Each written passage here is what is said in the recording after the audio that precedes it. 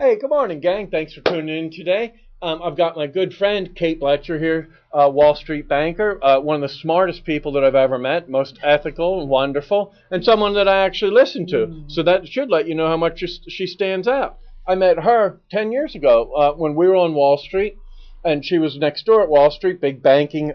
You were a banker focused on banking. Right? and anyhow, she's here. I'm bringing you the best person that I know and someone that I love and respect. And she's going to give you an explanation about this bailout for those of you who aren't too familiar where this is coming from and what's happening.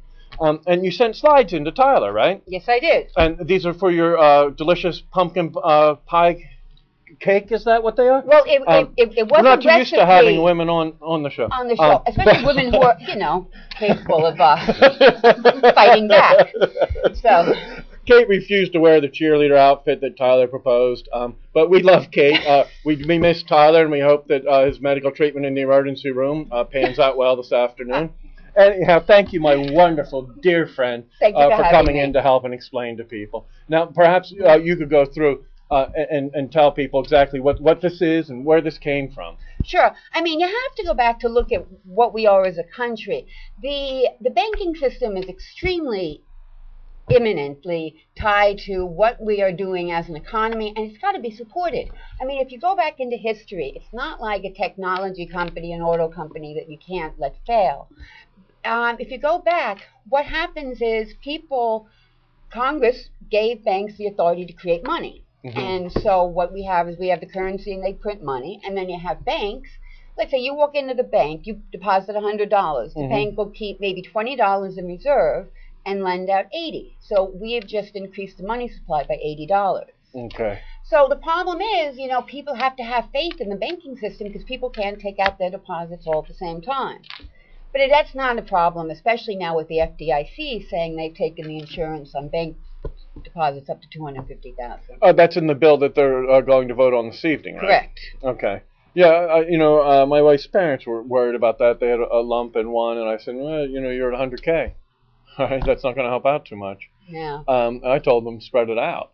Well, it doesn't necessarily actually spread it out. What you can just do is take your 100K, and then if you have anything over that, put in a different account and list the beneficiary, and that becomes a separate entity, legal entity, so that has its own insurance attached to it. Wonderful. So people could think of that as.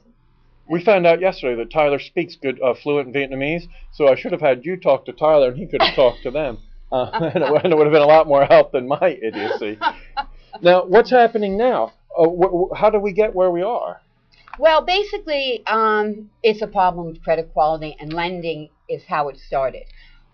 If take an average bank, right? So, customer walks in and wants to take out a mortgage if they're going to buy a $100,000 home, and the good thing about the government, one good thing is they have tremendous data going back decades. And the data shows that if you underwrite a loan and at about 80%, so you get a 20% down payment from the person, if you then stop paying in your mortgage payments because of something like you had an arm and it went up too high and you couldn't afford the new payments.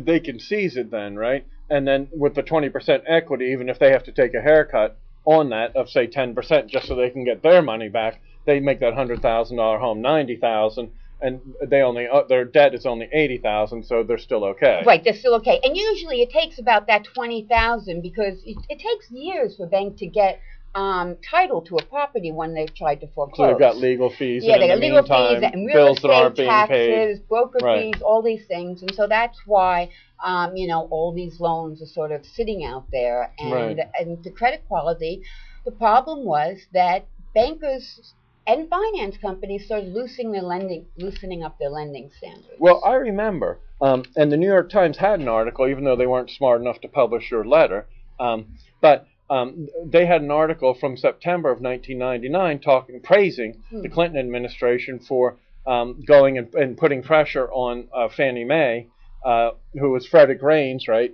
Who hopefully someone is out going to shoot today or execute. But anyhow.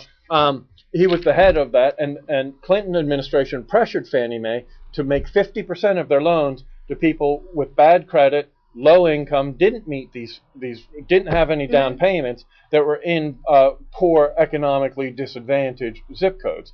And so I think that's where this all came from. That is a major problem. As soon as Fannie and Freddie started getting into the Alt-A, the subprime market, right. you can't have those in these securitizations because their loss rates are so high. But the finance companies that typically underwrote to the lowest socioeconomic, they pushed them off to Fannie, right? Yeah, well, they would have much greater reserves established than what was at Fannie and Freddie. So it just became, putting in all these problem credits. And now no one has the liquidity just to keep these going, because this is what happens. Is I see that when any of the figures that I've seen are 1%, we're at a 1% foreclosure rate, right? So that would certainly not seem to me to be, the end all of everything. But again, foreclosure, if you have foreclosure now, that means 2 years ago you started working on that problem loan. Right, so I'm not getting any money from that. And the problem, but today, a lot of consumers were sold these loans that adjust every year, and with these, teaser rates to get in, they are this year, last year, next year, the year after, they're going to start having problems, meeting those bills. Well, see, what I think happened, though, is, they are adults, right? They are supposed to read what they sign, right, ahead of time, so they should know that this is coming. And what I think happened is everybody thought that the Clinton, Barack Obama, Frederick Raines, Fannie Mae gravy train was going to keep going, and they were just going to keep loaning to the next person without any money down and with bad credit and no income. And so they signed for this home, figuring in 3 years it'll be worth double. Right. And so I don't need to worry about making this larger payment because Bill Clinton is going to steal from the taxpayers, right? Barack Obama wants to continue to steal from the taxpayers. And that's what they were hoping to do, right? Well, Frederick Raines, who ran Fannie Mae, was Barack Obama's housing advisor. No, okay, yes, right? I do. But it wasn't that, Doug. A lot of it had to do with the fact that real estate values started going down when people were building into their assumptions that real estate values would go up. Right, and they were giving loans to unqualified people. True. Right, without their money down, right, at Barack Obama's housing advisor's instigation, right?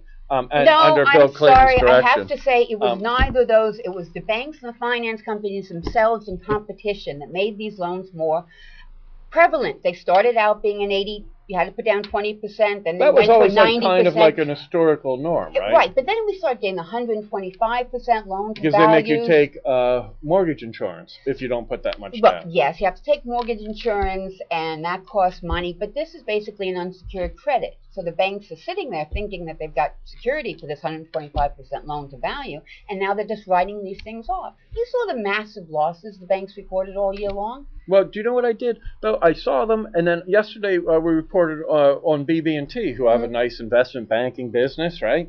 And they reported their earnings for this quarter. They made $430-some million profit this quarter, right? So, and they've got 1,500 branches, $136 billion finance. German Mike's giving us the let's wrap up or we're not going to make it side. German Mike's our producer.